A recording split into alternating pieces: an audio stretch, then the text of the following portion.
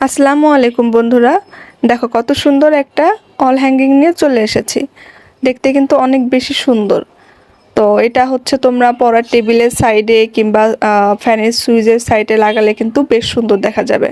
তো এখানে আমি রেড কালারের ক্লে নিয়েছি, আর এটা একটু বলের মতো তৈরি করে হাতে দিয়ে একটু চ্যাপটা করে নেব। এরপর নিচের দিকে একটু ভাঁজ করে লাগিয়ে দিব, যেরকমটা ভিডিওটা দেখতে পাচ্ছ। তো এই একইভাবে আমরা প্রত্যেকটা পাপড়ি তৈরি করে নেব। এখানে আমি একটি ফুলের জন্য 6টা পাপড়ি তৈরি করে নিয়েছি।